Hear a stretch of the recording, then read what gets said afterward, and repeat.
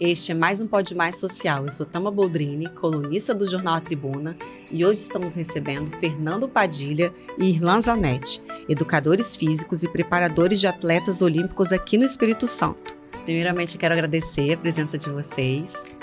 A gente vai falar desse tema que está muito em alta aqui no Espírito Santo, que é o treinamento funcional.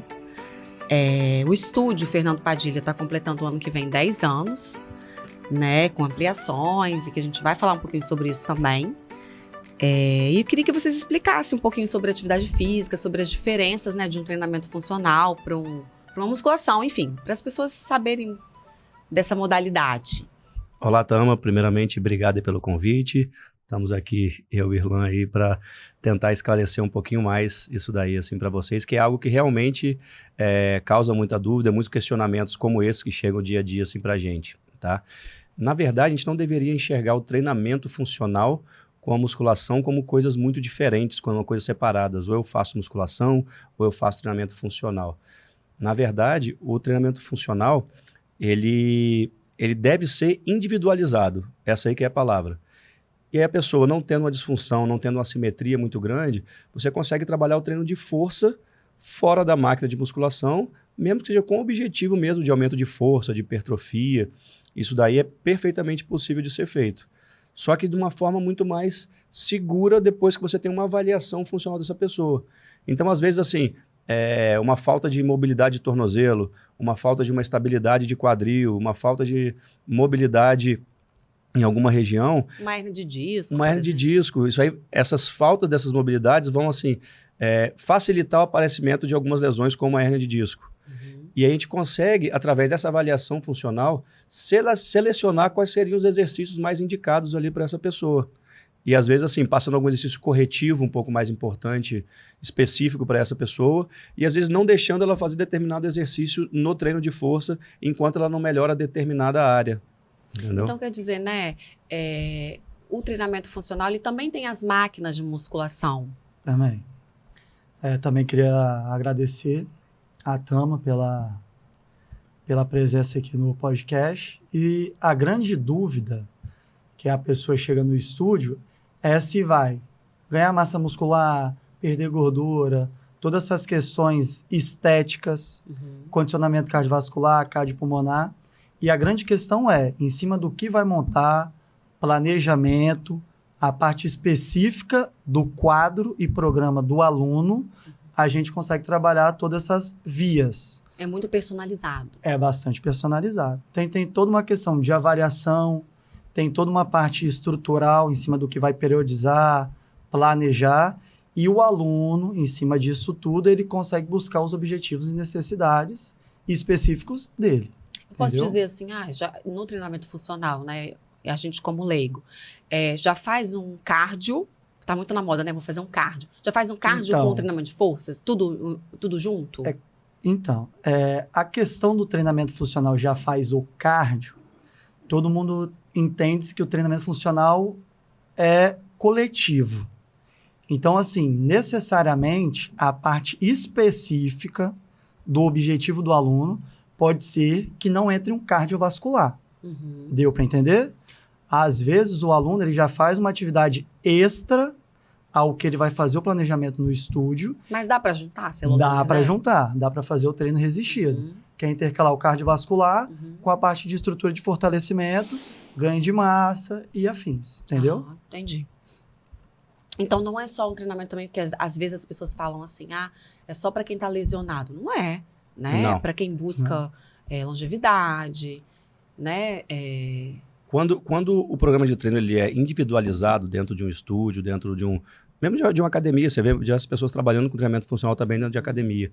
Com treinamento individualizado, você consegue atender os mais diversos objetivos. É muito heterogêneo o público disso. Então, você pode usar o treinamento funcional como um exercício corretivo para algum padrão disfuncional dessa pessoa. E aí o objetivo dele vai ser a parte de reabilitar, no caso já tem alguma lesão, algum desconforto, alguma dor ali, enfim. Mas o mais importante, assim, é você pensar na parte fisiológica. Quando um cliente, um aluno, ele pensa em hipertrofia ou pensa em emagrecimento, a fisiologia é a mesma, se está dentro do treinamento funcional ou se está na musculação. O que eu preciso fazer para ter hipertrofia com treino de hipertrofia? Bom, eu tenho que fazer uma faixa ali de 8 a 12 repetições, claro que isso aí vai oscilar aí dentro do programa de treino do aluno, né? Nas dentro do que a gente máquinas planejar. mesmo de... Não necessariamente nas máquinas. Mas vocês também têm as máquinas de musculação. Sim, você precisa, para ter hipertrofia, você precisa chegar nessa faixa de repetição Uhum. próximo da exaustão dele dentro dessa série. Uhum. Então, assim, eu posso estar numa máquina de musculação, realizar 10 repetições, mas se eu não tiver próximo do meu limite ali, eu não vou estar oferecendo um estímulo de hipertrofia. Se eu estiver fazendo uma flexão de braço, por exemplo, sem peso nenhum, só com o peso do meu corpo, que é um exercício, vamos botar assim, funcional, se eu estiver chegando ele dentro do meu limite nessa faixa de peso, é um estímulo para dar hipertrofia. Eu posso fazer um estímulo para a parte de circuito, de cardio, de emagrecimento no funcional, também posso fazer na máquina de musculação. Porque, na verdade, não importa se é na máquina de musculação ou se é no exercício livre. Tá? O que importa é, fisiologicamente, o que eu vou estar atingindo. E você consegue atingir qualquer objetivo dentro do estúdio com poucas máquinas ou até 100 máquinas ali para isso. Vocês já treinaram atletas como o Alisson Mamute, né, o Bruno Schmidt, e agora o Fernando esteve nas Olimpíadas de Paris, né, com a dupla Evandro Júnior e Arthur Lance. Você acabou de voltar, né, das Olimpíadas. Queria que você contasse um pouquinho dessa experiência com esses atletas olímpicos que treinam aqui no estado também. Bacana, bacana. Realmente, voltamos agora no mês passado. Foi assim uma experiência para mim incrível. Foi algo assim indescritível. Muito mais por ser ex-atleta, né? Eu fui atleta de triatlon, então, como atleta, acho que qualquer atleta, qualquer um que chegou a competir em qualquer nível, que seja estadual, brasileiro, sul-americano, sempre tem o sonho de participar de uma Olimpíada, né? Infelizmente não consegui como atleta, né? Mas consegui ir para a Olimpíada como preparador físico. Foi assim, é um sonho assim realizado também da mesma forma, né? Eu comecei com essa parte desses atletas profissionais assim do vôlei de praia com o Alisson e o Bruno, na verdade pós-Olimpíada 2016. Já né? tem muito tempo. E aí, pós-Olimpíada, eu entrei como preparador físico deles. Eles fazem um treinamento funcional, a gente pode dizer isso? Podemos, claro, fazem treinamento funcional, treinamento específico para os movimentos que eles usam lá no jogo.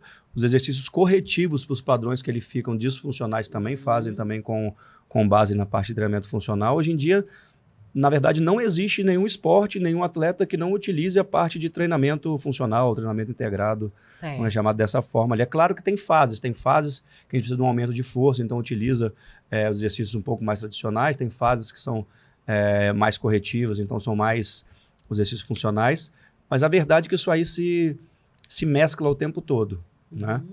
E aí, olha, o Bruno, a dupla acabou se desfazendo, né? Aí o Alisson jogou um tempo com o André Sten, que também teve na Olimpíada agora, que era outra dupla do Brasil, né?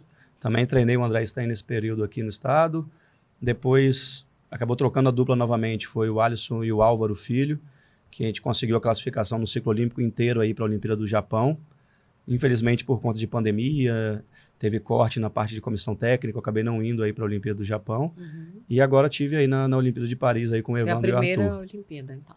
Presencialmente foi a primeira Olimpíada. Esse sonho. Foi. E assim, a gente estava até conversando sobre isso, né?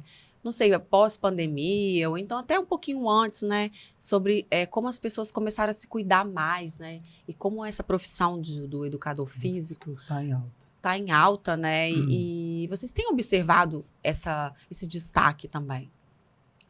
A busca, de um modo geral, pela saúde, ela aumentou.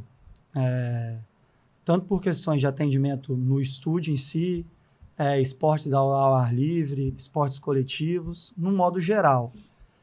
Mas o que eu venho sempre falando assim com o Padilha é que o nosso estúdio ele vem numa crescente. Então, são demandas crescentes, mas de uma forma geral, a busca pela saúde aumentou em todos os âmbitos. Que seja no estúdio, que seja em academias de uma forma geral e que seja em esportes coletivos até ao ar livre, entendeu? Né, as pessoas têm se cuidado mais, não só pela estética, mas também pela saúde. A gente tem observado o movimento, acho que nos últimos 15 anos, essa tendência. Eu acho assim, a gente observa sempre, por exemplo, uma crescente, se você pegar até dados assim relativo a prática de atividade física no Brasil, dados da ACAD, né, que é a Associação de Academias, dados do próprio IBGE, você sempre vê um aumento pequeno, mas como temos uma população muito grande, isso aí numericamente reflete num aumento grande de pessoas fazendo atividade física, isso daí é verdade.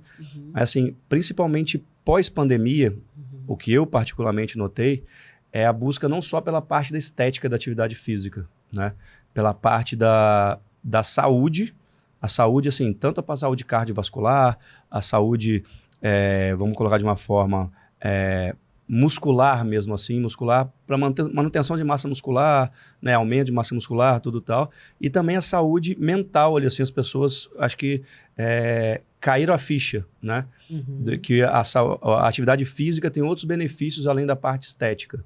Isso aí, acho que pós-pandemia foi um diferencial bem grande. Acho que todo mundo hoje tem na cabeça que não pode ficar sem fazer atividade física. Isso não era comum antigamente, há 20 anos atrás, por exemplo.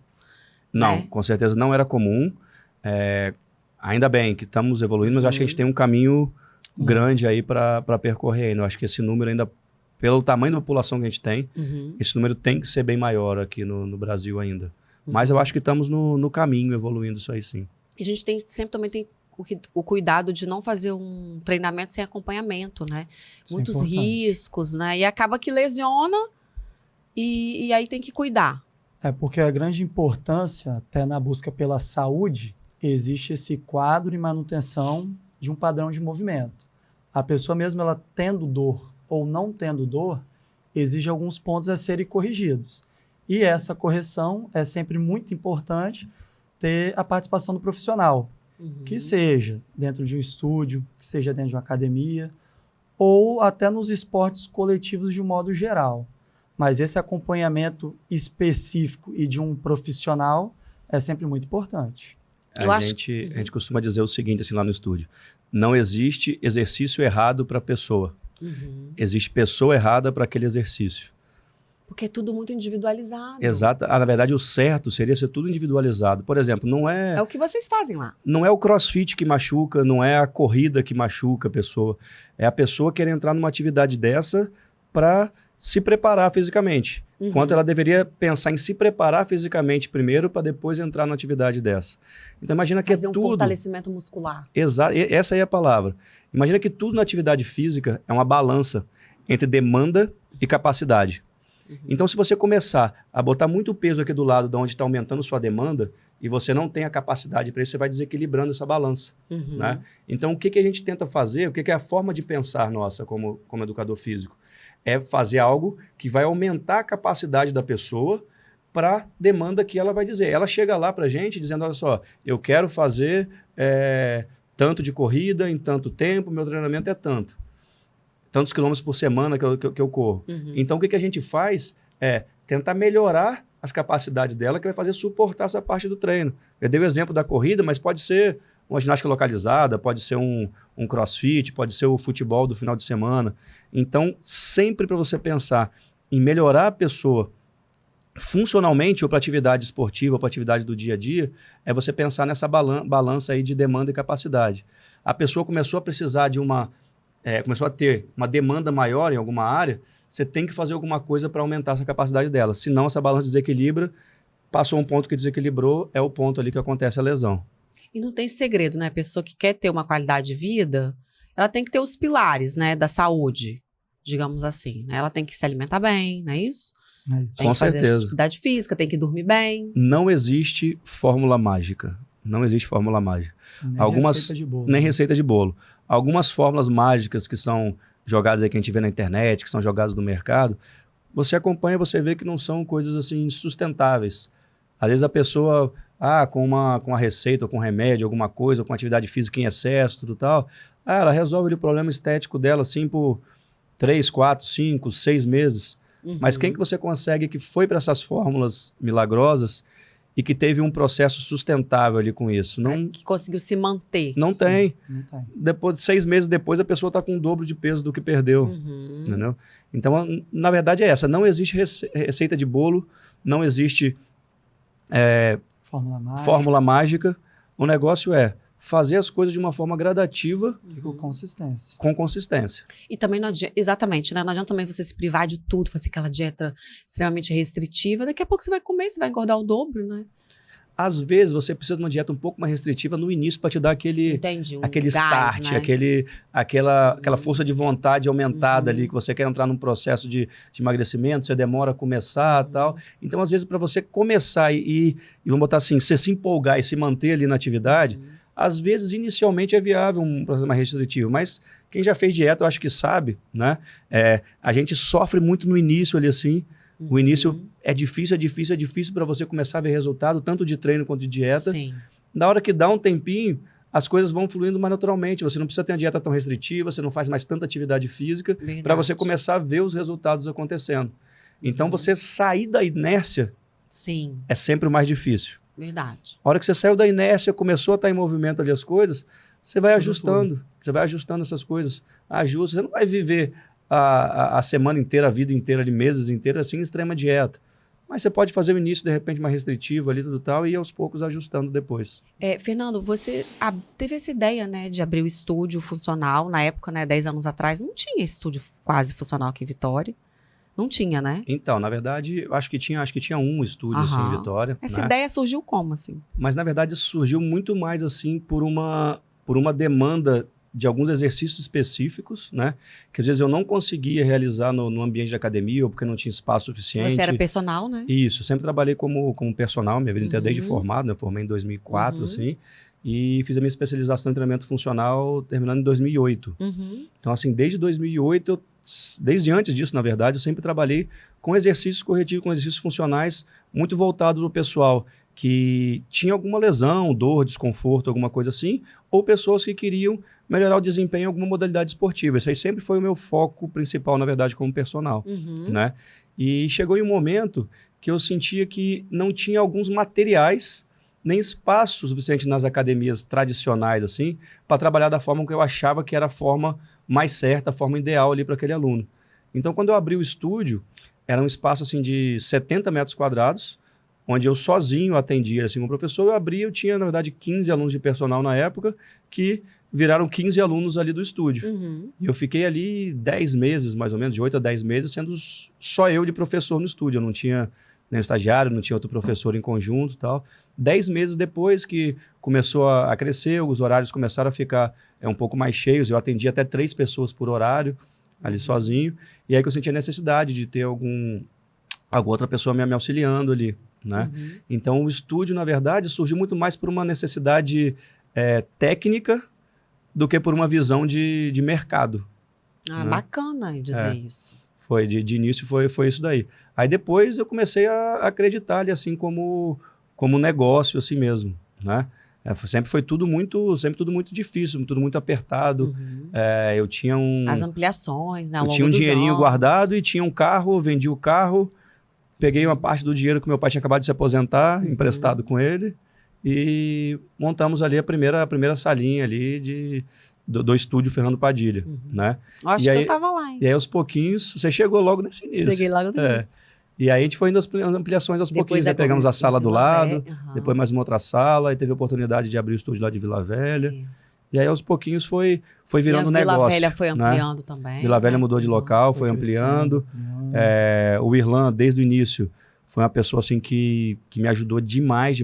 Começou como estagiário lá no estúdio inicial, virou professor, mas ele sempre foi aquela pessoa que, desde estagiário, ele não tinha visão ali assim só de professor ou de estagiário, de fazer simplesmente o que era pedido, o que era da função dele, né? Ele sempre teve essa visão ali assim de dono do negócio mesmo nos momentos que eu não estava. E aí, muito por conta disso, eu chamei o Irlan para a sociedade do estúdio lá de Vila Velha. O Irlan virou meu sócio lá no estúdio de Vila Velha, praticamente sócio ali no estúdio de Vitória também. E dessa forma que foi começando aí o estúdio. Foi um encontro, né? Vocês tiveram um encontro importante, profissional, né? E também de amizade. Acho que é importante a gente dizer também. Não, com certeza. A vida é feita de encontros, né? Exatamente. Falo que foi um achado, né? Tive...